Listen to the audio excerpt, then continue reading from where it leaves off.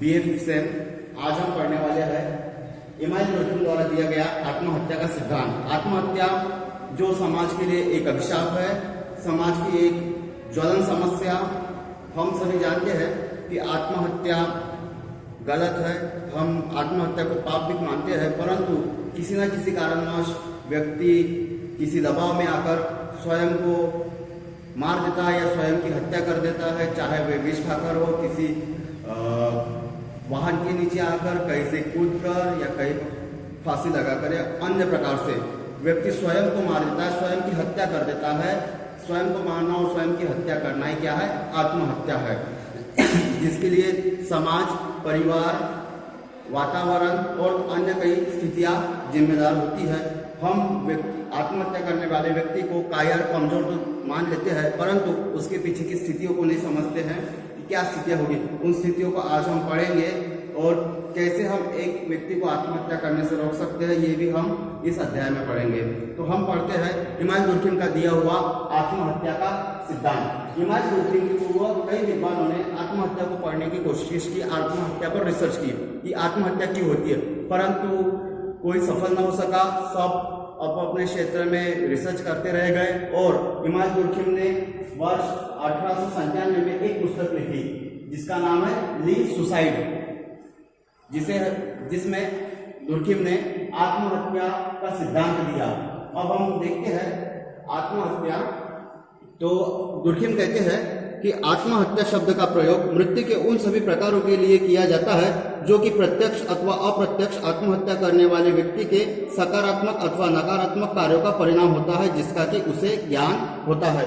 यह हमारे सकारात्मक अथवा नकारात्मक कार्य होंगे, हमें पता भी होगा कि ऐसा करने के बाद हमारी मृत्यु होगी, फिर भी हम उस मृत्यु को प्राप्त करने के लिए यह कार्य करेंगे। अर्थात हमें ज्ञान होता है कि हम मरने वाले हैं। यदि हमें ज्ञान है कि हम मरने वाले हैं और स्वयं उस मार्ग पे जाए तो वो क्या कहलाएगी? आत्महत्या कहलाएगी। और मरने के लिए हम वैसा कार्य भी करते हैं जो किस श्रेणी में आता है? आत्महत्या की श्रेणी में आता है। अब हम आत्महत्या के प्रकार को देखते हैं, तो जिसमें आत्महत्या के 4 प्रकार है। प्रथम है परार्थवादी आत्महत्या। परार्थवादी आत्महत्या का एक श्रेष्ठ प्रकार है।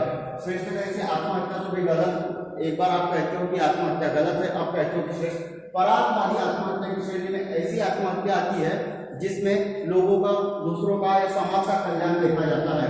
जैसे हमारे सैनिकों को पता होता है कि सीमा पर हो सकता, युद्ध में हो सकता है कि भाई हमारी मृत्यु हो जाए, फिर भी वे सीमा पर डटे रहते हैं, देश की रक्षा करते हैं। हमारे स्वतंत्रता संग्राम में अपने प्राणों का बलिदान देने वाले महापुरुष, वे भी परार्थवादी आत्महत्या करने वाले कहलाए जाएंगे, क्योंकि उन्होंने आत्महत्या हमारी स्वतंत्रता के लिए, सैनिकों ने आत्महत्या हमारी रक्षा के लिए की है।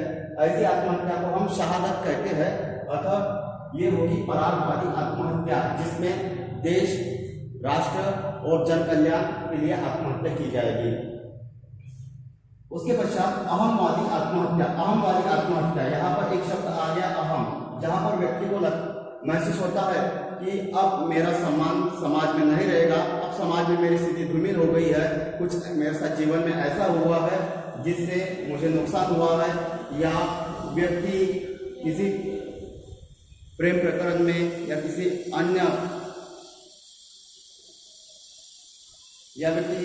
अन्य मामलों में असफल हो जाता है और स्वयं के स्वाभिमान को ठेस पहुंची ऐसा महसूस करता है, तो ऐसी आत्महत्या को हम अहमवादी आत्महत्या कहते हैं।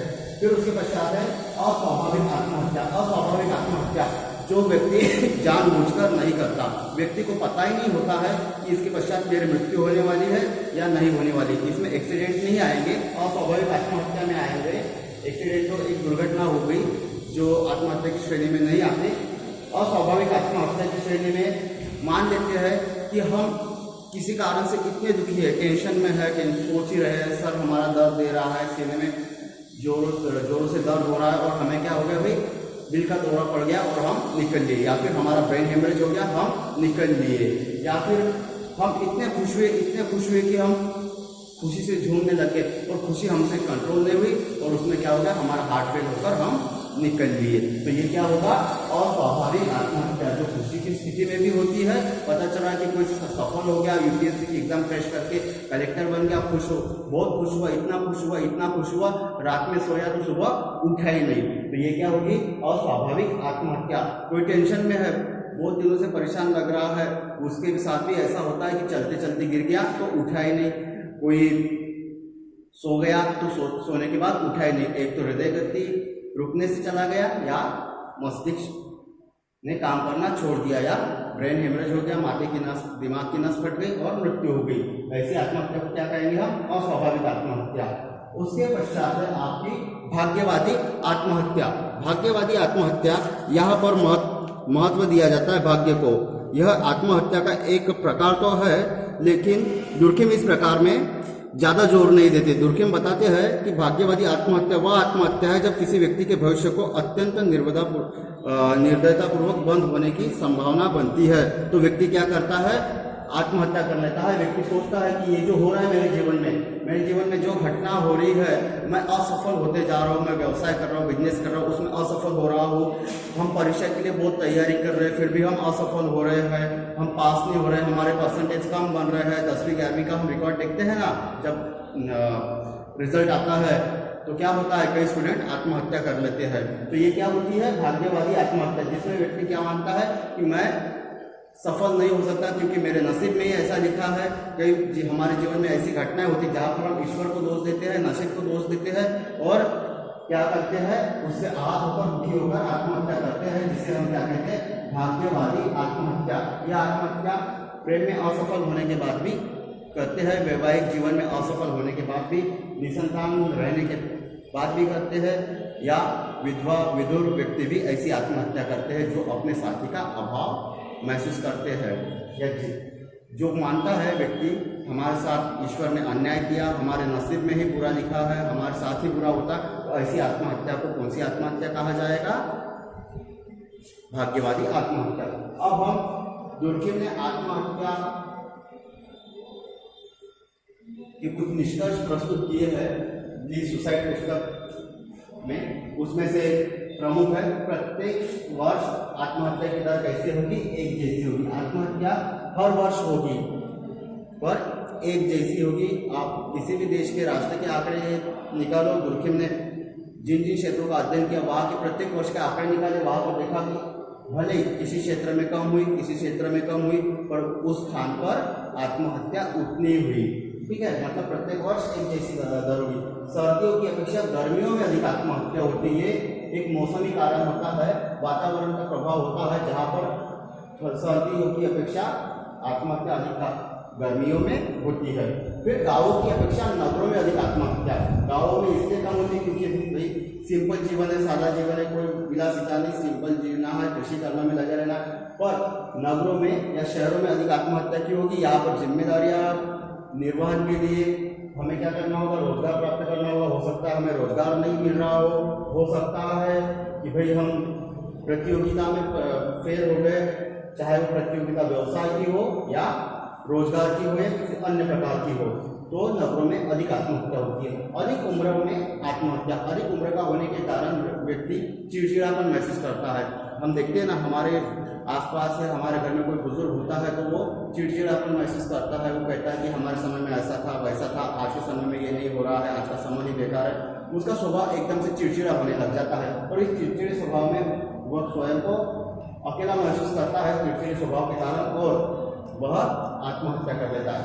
सैनिकों में अधिक आत्महत्या। सैनिक अपने घर परिवार से दूर रहते हैं, सीमाओं पर रहते हैं, ऐसी जगह पर रहते हैं जहाँ पर किसी प्रकार की सुविधा नहीं होती है, और वे तनाव में जाकर आत्महत्या कर लेते हैं। कई बार आंकड़े आते हैं हमारे सामने, कई बार हमारे सामने आंकड़े आते हैं कि इस वर्ष इतने सैनिकों ने आत्महत्या की। पेपर में हम न्यूज देखते हैं कि इस सैनिक ने आत्महत्या कर ली, ये सैनिक ने स्वयं को गोली मार ली, पर उससे पहले कुछ लोगों को उड़ा दिया। तो ये सैनिकों की आत्महत्या है। सैनिकों में साधारण नागरिकों की अपेक्षा अधिक आत्महत्या होती है, जिसका मुख्य कारण होता है मानसिक तनाव। फिर अविवाहित लोगों में अधिक आत्महत्या होती है। परित्यक्त जिन्हें अपने पति या जिन्हें अपने पत्नी ने छोड़ दिया हो, विधवा विदुर जिनके पति मृत्यु को प्राप्त हो गए, जिनकी पत्नियां मृत्यु को प्राप्त हो गई, ऐसे लोग भी अपने जीवन को अकेला या एकाकी महसूस करते हैं और वे अपने जीवन साथी की कमी में स्वयं को अवसादग्रस्त कर लेते हैं और आत्महत्या कर लेते हैं। उसके पश्चात निसंतान लोगों में आत्महत्या अधिक होती है। जिनकी संतान नहीं होती है वे समाज में स्वयं को अकेला प्राप्त करते हैं, तो उस कारण वे लोग भी आत्महत्या कर लेते हैं। शिक्षितों में अधिक आत्महत्या। शिक्षित व्यक्ति अगर जॉब नहीं मिला, मनचाहा जॉब नहीं मिला, अपनी अपेक्षाओं पर स्वयं को खरा साबित नहीं कर पाया, तो वह भी स्वयं की नजरों में गिरा महसूस करता है और वह लोग लाज और सम्मान इस डर के कारण आत्महत्या कर लेता है। इसके पीछे रीजन यह होता है कि शिक्षितों पर समाज की कई अपेक्षाएं होती है। उन अपेक्षाओं पर यदि हम खरे नहीं उतर पाए तो वह शिक्षित व्यक्ति क्या कर लेता है, स्वयं की हत्या कर देता है, स्वयं की हत्या कर देता है, अर्थात आत्महत्या कर देता है। उसके पश्चात पुरुषों में अधिक दर। आत्महत्या की स्त्रियों की अपेक्षा पुरुषों में अधिक दर होती है। इसके पीछे मेन कारण यह है कि पुरुषों पर घर परिवार का भरण पोषण करने का दायित्व होता है। यदि पुरुष अपने दायित्व का अच्छी तरीके से निर्वाह न कर पाए तो वह आत्महत्या कर लेता है। उसके पश्चात कैथोलिक धर्म में अधिक दर। कैथोलिक धर्म में प्रोटेस्टेंट धर्म की अपेक्षा आत्महत्या अधिक की जाती है। ये है आत्महत्या के निष्कर्ष जो ली सुसाइड पुस्तक में इमाम दुर्खिम ने दर्शाया है। अब हम मास्टर्स के विद्यार्थी है, एमए के विद्यार्थी है, तो हमें निष्कर्ष लिखना भी अनिवार्य है। निष्कर्ष ये तो निष्कर्ष हो गया दुर्खिम ने आत्महत्या के सिद्धांत के संदर्भ में दिया, और हम जो पढ़ते हैं उसका टोटल निष्कर्ष, जैसे हम निबंध में उपसंहार लिखते हैं उसी प्रकार निष्कर्ष। तो कई विद्वानों ने दुर्खिम के जो आत्महत्या का सिद्धांत है इसकी आलोचना की है। उन्होंने कहा कि दुर्खिम ने आत्महत्या के सिद्धांत में सामाजिक कारणों को ही महत्व दिया है, बाकी अन्य कारण भी हो सकते हैं, जैसे किसी की तबीयत खराब हुई, किसी का एक्सीडेंट में हाथ पैर टूट गया, कोई कई दिनों से बीमार है, तो ऐसे व्यक्ति भी आत्महत्या कर सकते हैं। इन चीजों को दुर्खिम ने क्या कर दिया, अपने सिद्धांत में स्थान नहीं दिया है।